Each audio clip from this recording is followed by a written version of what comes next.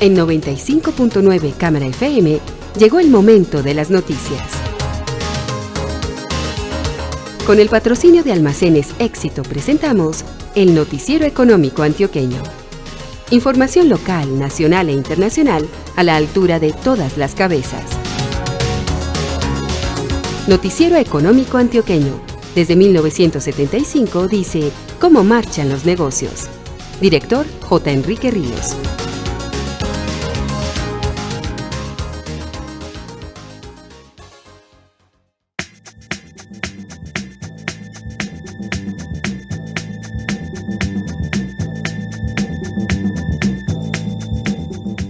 Muy buenos días, sea usted bienvenido. Hoy es domingo 17 de junio de 2018. Esta es la emisión 18.186 que ofrecemos en nombre de Almacenes Éxito. Hoy es el día de elecciones en Colombia con la segunda vuelta presidencial. Este es el éxito que queremos en tu vida. Que cada una de tus visitas se convierta en uno de esos momentos en los que es inevitable una sonrisa. Porque sabes que vuelves a casa con todo lo que tenías en tu lista. Y porque te llevas un precio que te sirve. Un precio para ahorrar y seguir construyendo los sueños de tu familia. Es que ustedes, las mujeres de este país, nos inspiran para hacer que cada día haya un poco más de éxito en sus vidas. Éxito para servirte. El periodista Jesús Antonio Vargas Marín nos presenta al invitado de esta mañana. Muy buenos días, oyentes del Noticiero Económico Antioqueño. Bueno, hoy es domingo 17 de junio, es el día de las elecciones en Colombia, la segunda vuelta, y tenemos como invitado al doctor David Suárez Tamayo. Él es profesor de la Universidad de AFID. Bienvenido al Noticiero Económico Antioqueño. Le presento el saludo del director J. Enrique Ríos y una pregunta de Coquito, doctor David. ¿Para qué sirve un presidente de la República? Buenos días. Buenos días para el Noticiero Económico, para J. Enrique Ríos, para ti, Jesús, y todos tus oyentes. Bueno, esa es una pregunta bien interesante. ¿Para qué sirve un presidente? Podría ser parecido a esa pregunta que hizo un político hace muchos años en Colombia que decía, ¿y el poder para qué? Bueno, un presidente, de un lado, representa toda la voluntad popular porque es elegido por los votos de los colombianos. Representa unas mayorías electorales que se expresan en un día, pero ante todo tiene varias funciones. Una, pues velar por el cumplimiento de la Constitución, por la aplicación de la Constitución, por reglamentar las leyes, ¿no es cierto?, por nombrar personas muy importantes que son las que van a tomar grandes decisiones, como los ministros, los directores de departamento administrativo, los superintendentes. En Colombia hay más de 50 entidades descentralizadas, entonces tiene un poder nominador bastante importante, y obviamente pues la ejecución presupuestal, ¿sí? El presupuesto público, el presupuesto nacional, obviamente si se ejecuta bien a través de los ministerios y de los distintos departamentos y entidades descentralizadas, indudablemente el presidente es el que fija la línea de cómo se va a ejecutar ese presupuesto. Y en otro frente pues es nuestro representante a nivel internacional. El manejo de las relaciones internacionales es la cara, ¿cierto?, es la ventana de Colombia hacia el mundo. Pues yo le escuché la expresión a usted, doctor David, poder nominador, pero no es poder ilimitado. Bueno, obviamente, porque pues en Colombia hay carrera administrativa. Entonces, en muchas entidades del orden nacional, obviamente, los que son operativos, técnicos, tecnólogos, profesionales, son elegidos por carrera. Y obviamente el presidente no nomina ni en los municipios, ni en los departamentos, ni en las entidades descentralizadas del orden territorial. Es a nivel nacional, pero en el solo nivel nacional son bastantes los cargos que siguen siendo hoy de libre nombramiento y remoción. Volvemos a la elección de solo 4 años. Sí, yo creo que esa es una cosa importante de resaltar. Colombia siempre se ha movido en dilemas, Jesús, entre si tenemos vicepresidente, designado, ministro delegatario, entre si tenemos Congreso bicameral o unicameral, entre si tenemos reelección o no reelección, entre si el periodo del presidente debe ser 4, 5, 6, 8 años, en si el voto es obligatorio o no, en si volvemos el Congreso unicameral o lo mantenemos bicameral, en si reducimos o no el número de congresistas. somos una república muy de leyes, pero ahí nos llaman que somos santanderistas, porque desde que somos república nos debatimos mucho en ese reformismo, en ese fetichismo jurídico de las formas, muchas veces más que de los contenidos y de resolver realmente los problemas que tenemos. Usted que ha estudiado bastante, a ver, usted sabe que el mundo ya hoy día incorpora a la mujer a muchas decisiones políticas. Y hoy vamos a elegir por primera vez una vicepresidenta de la República. ¿Qué análisis usted le puede dar?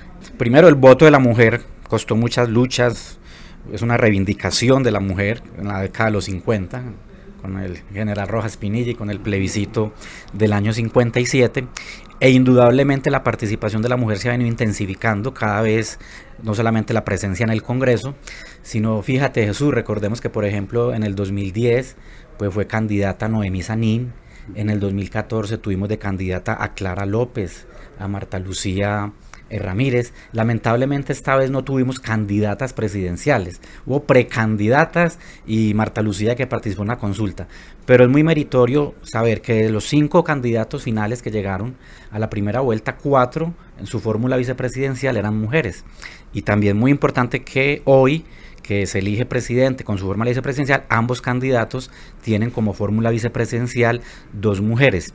Incluso yo creo que es importante también por lo siguiente, recordemos Jesús que esta campaña estaba basada en cierta medida en el miedo, en el temor que se tienen unos por Duque y otros por Petro, y uno diría que un argumento nivelador podría ser su fórmula vicepresidencial. O sea, yo creo que Colombia en general, independientemente de la postura política, le tiene cierto respeto y consideración a Marta Lucía Ramírez y cierto respeto y consideración a Ángela Robledo. Entonces yo creo que podrían ser 2 personas que podríamos decir, podrían poner a tierra, el polo a tierra, o el factor equilibrante y neutralizador de posibles excesos que ambas partes esperan. La gente tiene mucho temor de que Duque sea un autoritario y la gente le da miedo de que Petro pues vuelva a Colombia un desorden. Entonces yo creo que la presencia de la mujer es bastante importante.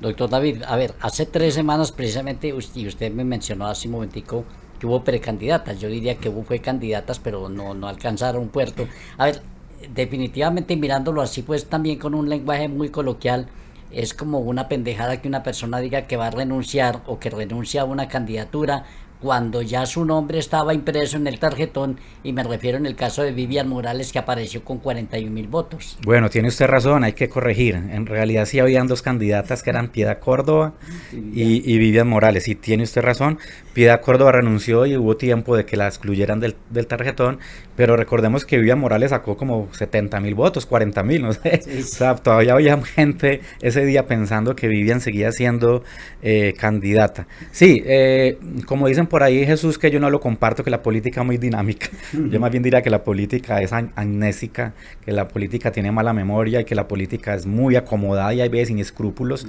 Entonces hasta último momento hay esos movimientos. Usted ha visto que en estas 3 semanas hemos visto una cantidad de personas adhiriéndose a las diferentes campañas, bien de Duque o bien de Petro, cuando en primera vuelta aseguraban que su candidato era el único, que su candidato era el que podía salvar a Colombia, que ninguno de los otros candidatos reunían las condiciones de su candidato, y curiosamente una semana después ya dicen que uno de los 2 candidatos que hay representa muy bien las políticas, o que es muy parecido al candidato que le gustaba en primera vuelta. O sea que no es un problema ni siquiera de los candidatos y de la política, es de la sociedad colombiana. Es decir, los colombianos nos movemos básicamente como veletas, como corcho en remolino, y nos vamos ubicando de acuerdo a las condiciones, circunstancias y coyunturas de un lado o de otro. Personas que en el pasado decían que se odiaban, que se insultaron, que se maltrataron, hoy los vemos pues dándose un abrazo, chocándose en la mano. Eso es bueno, eso es positivo, ¿cierto? Es muy lindo ver que las diferencias y las discrepancias se solucionan con un abrazo, con un apretón de manos,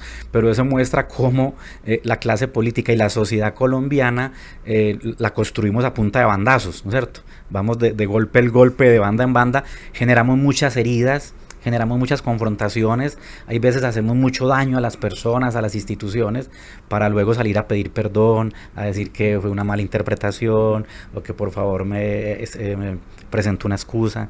Es muy propio entonces, no solo de la política y de los candidatos, sino de la sociedad colombiana en general. Yo me acuerdo en 1970 cuando fue elegido Misael Pastrana Borrero Y esa noche, pues la gente decía es que Pastrana Borrero tiene que ganar porque es el candidato del Frente Nacional del Partido Conservador.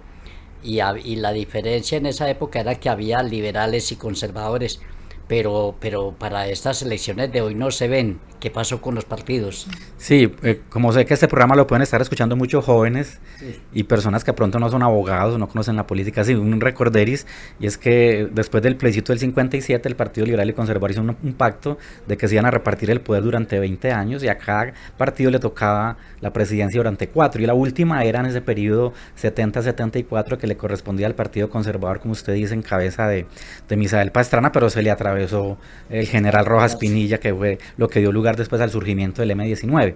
Sí, frente a los partidos, yo tengo una lectura, mira, pese a que todo el mundo o muchos personajes han dicho que los partidos fracasaron, que los partidos tradicionales están en desuso, que ya van en retirada, que en estas elecciones impuso el voto alternativo, que la gente aprendió a votar, yo no sería tan optimista, Jesús, y no soy tan optimista por lo siguiente: el personaje que más votos sacó fue Iván Duque, 7.500.000, y si bien Iván Duque es una persona nueva, pues detrás de Iván Duque estaban Álvaro Uribe, Fabio Valencia Cosio, Luis Alfredo Ramos, parte del Partido Liberal, el Partido Conservador, Andrés Pastrana, y Vargas Lleras, a pesar de que perdió, también sacó 1,5 millones, es decir, sumados esos dos son 9 millones de votos. Entonces yo no soy tan de la teoría de que ya los partidos políticos, además recordemos, el Partido Liberal sigue teniendo 14 senadores, el Partido Conservador sigue teniendo 15 o 16 senadores. Entonces yo no soy tan de la tesis, Jesús, de que los partidos tradicionales están en decaída. Yo creo que hay reacomodamientos, hay mutaciones, personas que siguen siendo del Partido Liberal Conservador con otros nombres, o que en una coyuntura hacen alianzas o adhesiones con otros. Pero yo creo que Colombia va a ser, durante muchas décadas, va a seguir teniendo partidos tradicionales, vieja política, y opciones o alternativas que hasta ahora ninguna ha ganado. Tuvimos a Gaviria en el 2006, tuvimos a Mocus en el 2010, tuvimos a Clara López y a Peñalosa en el 2014, porque hay gente que trata de decir que lo de Petro es una cosa nueva, que es primera vez que hay la posibilidad de que alguien distinto gane. No, en el 2006 estuvo Carlos Gaviria, en el 2010 estuvo Mocus y Fajardo, el mismo Petro, que fue también derrotado en primera vuelta en 2010, y hace 4 años estaban Clara López y Peñalosa. Doctor David, a ver, el director alterno del Noticiero Económico Antioqueño, pues Douglas Balbín, dice, hombre, vale la pena preguntarle a un profesor de Derecho sobre los mayores retos del próximo gobierno, sabiendo que pues ya se supone que las FARC no son el motivo de preocupación. Sí, yo creo que los mayores retos, independientemente del que gane, y por eso hay veces iluso pensar que si gana Duque o Petro van a llegar a revolcar el país. ¿Por qué? Porque en Colombia un presidente llega a apagar incendios. Entonces, si bien el tema ya no es las FARC, sí hay un tema que es el posconflicto, que es la reparación de las víctimas, que es la implementación de la JEP. Viene otro tema muy complicado, que es el tema de los venezolanos, es un reto que va a tener el nuevo gobierno, y unos temas estructurales, Jesús: la reforma a la justicia, el tema pensional, el tema de la salud, el tema de la minería ilegal, el tema del medio ambiente. Entonces creo que siempre Colombia se mueve con una temática independientemente de quién sea el presidente. Entonces yo creo que son 2 temas básicos, o 3. 1 es la implementación de los acuerdos de paz, 2 es el tema de la justicia, que es una necesidad, y 3, se me olvidaba, el tema de la lucha contra la corrupción. Creo que todos estamos de acuerdo en que la corrupción puede ser incluso más dañino, o ha sido más dañino, que el mismo narcotráfico y que la misma subversión. Pero le tocará al nuevo presidente convocar precisamente la consulta de la corrupción. Sí, sin duda, pues esa consulta dice que se podría hacer en 4 o 5 meses, yo lo dudo. Yo creo que hay dificultades presupuestales, yo creo que la registraduría está agotada con estas elecciones, yo creo que además es poco estratégico, la ciudadanía está mamada, y me perdonan la expresión los oyentes, pero yo creo que estamos cansados de las elecciones, y recuérdate que para esa consulta se necesitan 12 millones de votos, una tercera parte del censo. Entonces yo creo que no debería ser tan rápido. Y lo otro, Jesús, hay que advertirlo, esa consulta popular tiene varios problemas. Una de las 7 preguntas que se hacen, hay 4 que ya están en la ley, hay 4 de esos temas que ya están regulados en ley, hay 2 que requieren reforma constitucional, y hay una que yo dudo que sea anticorrupción, eso de rebajar el salario de los congresistas. Yo creo que eso antes puede generar más corrupción. Si a un congresista le bajamos el salario, pues muchos de ellos van a tener que buscar la manera de recuperarlo por otros lados. Entonces yo no soy muy optimista frente a esa consulta, pero yo sí creo que el nuevo presidente tiene que adelantar unas campañas, divulgación, educación, cultura, para que Colombia seamos cada día más decentes y más correctos. Doctor David, además si convocan una consulta, pues yo creo que además de que la gente ya esté cansada, las empresas no resisten que nos tengan que dar otro mediodía libre de compensación. ¿Cómo le parece? Medio día al que vote y uno a los jurados, ¿no es cierto? Entonces, no, y volver a convocar un jurado, volver a organizar mesas de votación, la campaña, porque seguramente los promotores tienen derecho a hacer unas campañas y también puede que surjan promotores del no, que salgan a hacer campaña porque voten no algunas de las 7 preguntas. Es bien complicado. Ahora ratico que usted hablaba también, pues que digamos siguen las maquinarias liberales y conservadoras y los grupos grandes de políticos pues con predominio en el Senado. Esta pregunta realmente es ¿por qué se niega Colombia a abandonar las costumbres malsanas que se tienen pues para elegir a sus representantes? Bueno, Jesús, yo creo que por muchos motivos. Uno, sigue habiendo mucha apatía. Recordemos que a pesar de que ahora votó el 52-53%, pues sigue existiendo una abstención del 46-47% de los colombianos, es decir, más de 18 millones de colombianos no se interesan por las elecciones por múltiples razones: apatía, desinformación, desasosiego, falta de credibilidad, no creen en las instituciones, no creen en los partidos políticos. Pero además una cosa más negativa, Jesús, de los que sí votan, del 50 o 52 que votan, los 18 que sí votan, no todos votan informados. Hay unos que votan o porque todavía se siguen comprando votos, o por una beca, o por un subsidio, o por un trabajo para el hijo, o porque va a votar por el amigo del amigo, o todavía hay votos coaccionados, hay votos intimidados en algunas zonas del país. Entonces la gente que vota reflexivamente sigue siendo muy poca. Entonces yo creo que la pregunta que tú me haces es simplemente, nos hace todavía mucha falta formación política, formación ciudadana, formación cívica, interesarnos más por lo público, pero yo creo que la causa central es que la gente no cree en las instituciones, que la gente no cree en la clase política. Uno le pregunta a muchos ciudadanos de a pie, ¿usted va a votar? ¿Usted va a votar? No, a mí, ¿eso para qué? Eso a mí no me afecta. Mi vida no cambia, gane el que gane. Yo llevo 30 años manejando un taxi y mi vida de taxista no ha cambiado porque el presidente sea X o Y. Usted sabe, doctor David, que la vida del individuo cambia en nuestra sociedad pues en la medida en que nos podamos educar más, que ese es el elemento transformador. Doctor Suárez, a ver, ¿qué sensación le está quedando sobre la sociedad colombiana pues tras este proceso electoral que ya se vivió el 11 de marzo, el 27 de mayo y ahora se vive el 17 de junio y el año entrante, Dios mediante, pues volveremos a las urnas para elegir gobernadores y alcaldes? Sí, yo creo que estas elecciones, al igual que las pasadas y las anteriores, es decir, los últimos 8 años, han estado mediatizadas por un elemento, Jesús, y es las redes sociales, ¿cierto? Yo creo que la inmediatez de Facebook, de Twitter, han hecho estas campañas que sean muy viscerales. O sea, ha explotado todo lo bueno y lo malo de la sociedad colombiana.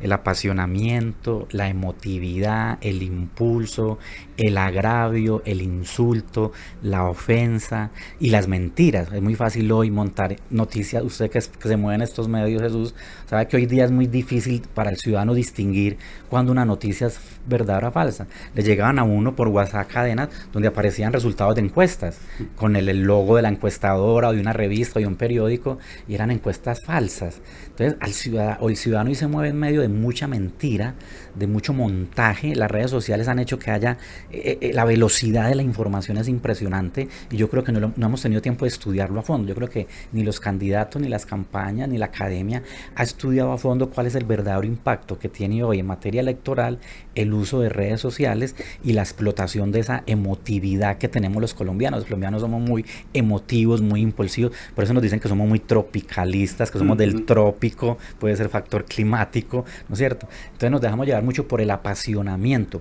Sin embargo, yo quiero rescatar algo, Jesús. Yo creo que en esta campaña la gente se interesó un poquito más por los programas. Mira que en esta campaña la gente hablaba con propiedad del tema del ambiente, del tema de la minería, de que si una corte o varias cortes. Entonces, al menos en esta campaña vi uno que en la familia, en los amigos, había discusiones sobre temas de fondo, que de pronto años atrás no era tan latente. Y también, doctor David, pues yo creo recordar que en algunos casos a los candidatos se les reclamaba que porque no se referían más, por ejemplo, al tema de género o al LGTB.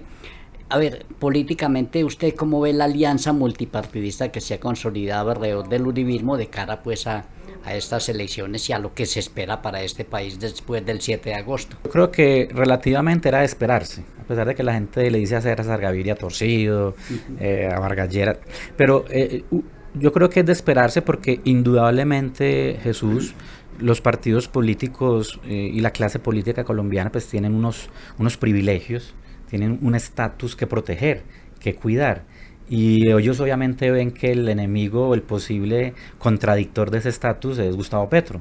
Entonces, obviamente, entre esas dos opciones, así no les guste el uribismo, así tengan rencillas con Uribe, así tengan historias de pasado fuertes que en el uribismo, ellos saben que al menos con un gobierno de Duque no van a perder esos privilegios y ese statu quo que han mantenido, y que yo creo que con Petro tampoco lo perderían, pero que se sienten más seguros o más tranquilos haciendo pactos de pronto con el uribismo que con Petro, porque sin lugar a dudas Petro es más individualista, Petro es más caudillista que Duque, Petro obviamente es él, es una exhibición al personalismo. Entonces a mí me parece que lo que hemos visto es normal, o sea, que uno vea que el vargallerismo, el conservador, los liberales, los partidos tradicionales hayan llegado donde Duque, no me extraña, ¿sí? Porque como decíamos, a pesar de que en el pasado han sido enemigos férreos de Uribe, del uribismo, y han tenido enfrentamientos feos, ellos representan lo mismo. ¿Qué representan? La historia, el pasado, ¿sí? Lo tradicional en Colombia. La opción de Petro, que obviamente a mí tampoco me gusta, pero la opción de Petro indudablemente hay que reconocer que es como una opción de lo nuevo, de lo distinto, del quiebre, de la ruptura, y mire que es lógico, las encuestas muestran que los más jóvenes están más con Petro que con Duque. Pues si normalmente uno ha aprendido que los jóvenes representan, les gusta el cambio, la ruptura, lo novedoso. Entonces seguramente por eso es que uno ve que tanto joven está con la opción de Petro. Doctor Suárez, pero estamos en una coyuntura parecida, por ejemplo, a la que tienen también los mexicanos con Andrés López Obrador. No, yo creo que todo, tanto Latinoamérica, Suramérica como Centroamérica, tenemos cosas muy parecidas, muy similares, ¿no es cierto? Tenemos una historia republicana y democrática similar, con intentos de caudillos, con intentos de dictaduras militares, con partidos políticos tradicionales y últimamente con esos movimientos alternos pues de ambientalistas, animalistas, movimientos de género.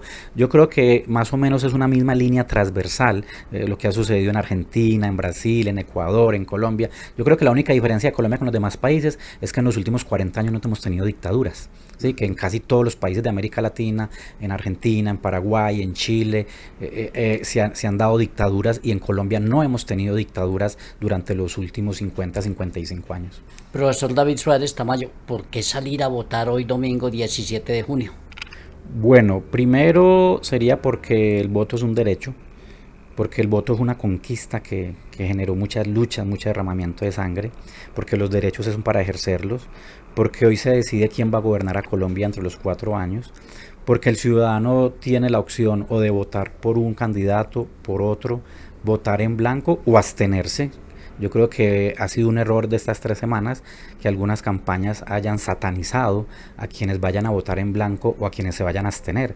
Son opciones válidas, es decir, ojalá en Colombia votara mucha gente, ojalá en Colombia la abstención fuera menor, pero yo creo que hay una parte de la abstención que es válida. Hay gente que se puede abstener no por apatía, no por pereza. Yo creo que hay 2 tipos de abstención: la abstención tradicional, que es por apatía, pereza, desconocimiento, pero yo creo que también hay una abstención de alguna gente que se abstiene, pero críticamente, activamente, porque no está de acuerdo con ninguno de los 2 candidatos, porque no se ve representado ninguna de las 2 propuestas, y yo creo que eso enriquece el debate. Pero en un escenario democrático como es Colombia, hoy ojalá pues salga a votar mucha gente, y yo creo que el llamado más importante de Jesús es: gane el que gane, los que pierdan acepten la derrota, el que gane hay que bregar a que le vaya bien. Es que si al presidente le va bien al país, y tener como una confianza. Yo creo que hay que empezar a fortalecer mucho más los controles. Gane el que gane, Petro Duque, yo creo que debemos tener mucha confianza en la Corte Constitucional, en el Consejo de Estado, en la Procuraduría, en la Corte Suprema de Justicia, en la labor que hacen ustedes, los medios de comunicación, los periodistas, la academia, la ciudadanía. Yo creo que Colombia tiene esa fortaleza que de pronto no tienen otros países de América Latina. En Colombia no es tan fácil que un presidente haga lo que quiera, que un presidente presidente revuelque la Constitución, se burle del derecho, porque creo que todavía siguen existiendo muchos frenos, muchos contrapesos, muchos controles, y yo creo que hay una gran labor de los medios de comunicación, de la academia y la ciudadanía, que van a neutralizar a cualquiera de los dos que gane. Y que se piense como en Estados Unidos, que cuando el presidente es el gobierno de Estados Unidos. Correcto, yo creo que eso es muy importante, somos un país, somos una nación, yo creo que queríamos empujar para el mismo lado, así tengamos ideologías distintas, formas de ver el mundo diferente, pero yo creo que tenemos unos derroteros, unos parámetros, la Constitución, el acuerdo de paz, tratados internacionales, yo creo que entre todos podemos construir una gran nación. Le reitero el saludo del director J. Enrique Ríos, profesor David Suárez Tamayo de la Universidad de AFIT. Muchísimas gracias por haber atendido esta mañana la invitación del Noticiero Económico Antioqueño. No, a ti Jesús, a J. Enrique Ríos, un saludo y felicitarlos por esta labor pedagógica.